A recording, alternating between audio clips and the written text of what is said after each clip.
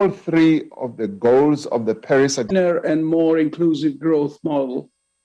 In Europe, we launched a 750 billion euro joint plan.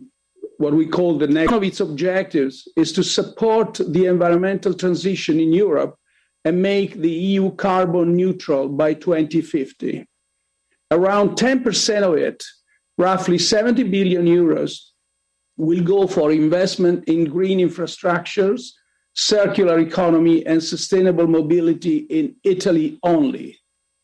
Italy is my own country, is a beautiful but a fragile country. The fight against climate change is a fight for our history, a fight for our landscapes. We need to frame our efforts towards sustainability within an effective and inclusive multilateral approach. Italy holds the presidency of the G20 this year, and the safeguard of our planet is the main objective of our program. G20 countries account for 75% of global emissions. We have a special responsibility in ensuring we deliver on the objectives of the Paris Agreement. The Italian presidency has proposed to hold a joint climate and energy ministerial meeting. A strong resolve by the G20 will also boost the chances for a successful COP26 conference in Glasgow. As the partner of the UK for COP26, Italy is committed to give its contribution by hosting the pre-COP26 in Milan, an event Youth for Climate. International climate finance plays also an important role in achieving these objectives. Italy has committed to use its shareholding in the multilateral development banks to set high targets for climate finance and to ensure their activities are aligned with the Paris Agreement. We look forward to hosting the second edition of the Financing Common Summit of all public development banks as part of the G20 presidency. We must also help the most vulnerable countries. Last December, Italy pledged 30 million euros to the United Nations Adaptation Fund. The climate commitments we make now will determine our chances of tackling climate change effectively in the next decade and beyond.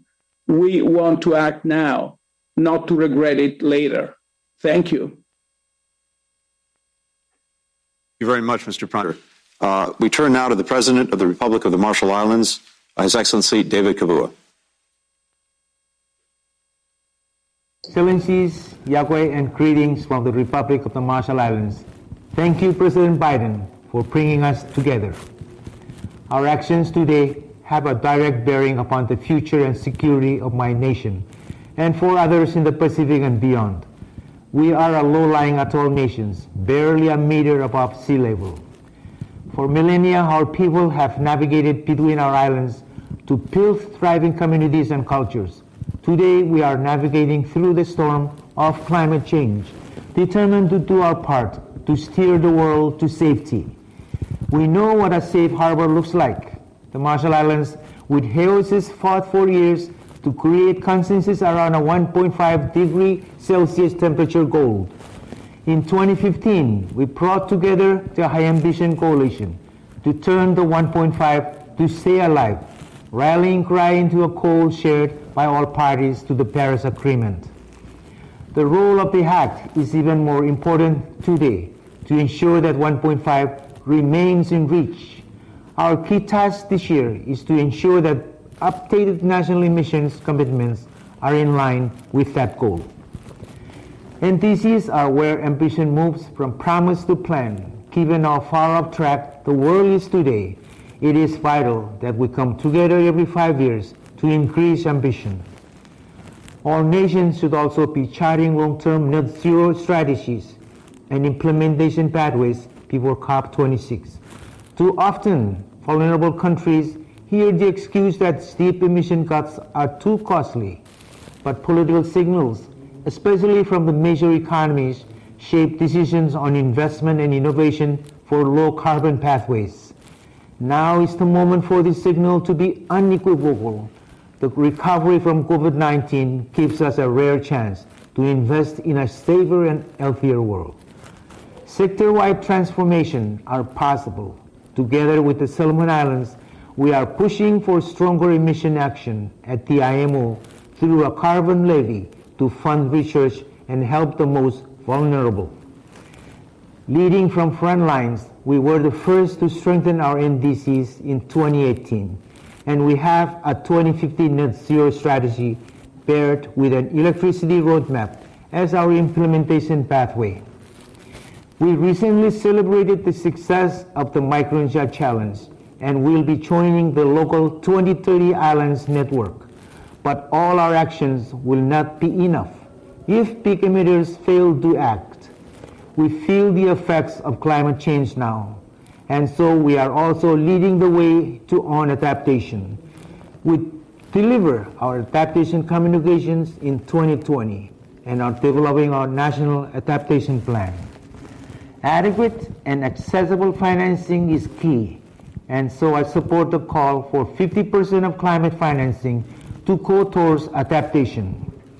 I'll conclude by asking my fellow leaders, how will you move from plans to implementation to align with a 1.5-degree future and help others do the same? Your answer will define the future for your children and grandchildren and for mine. Kumol Dada. Thank you very much, Mr. President.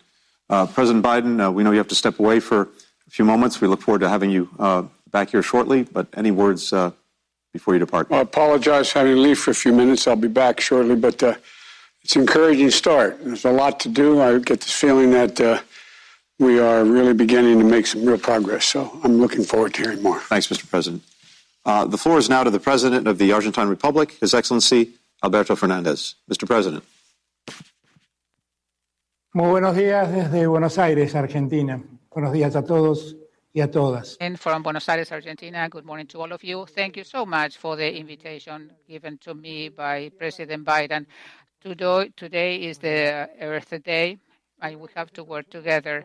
I am so happy that the U.S. is reinvesting again. Argentina considers the climate change as a key issue. As 50 years ago, General Perón said, we have to be aware of the suicidal path that we are working because of the contamination. It's now or never.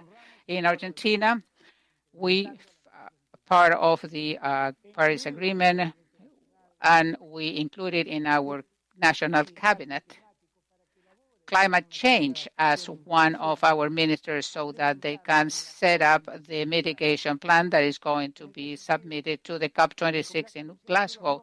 Therefore, what we are going to say is which our new commitments are. First, we're going to increase our contribution 27% vis-a-vis the 2016. There are two additional issues of what we submitted in 2016. This is coincides with the objective of 1.5 centigrades and net. Next generation EU.